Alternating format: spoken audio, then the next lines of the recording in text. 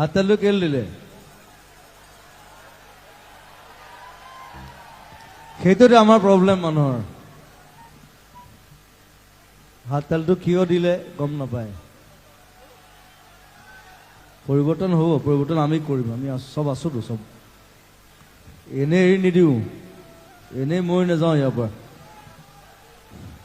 হাততালিটো এইটো কাৰণ দিব দিছোঁ it's an uprising against terrorism.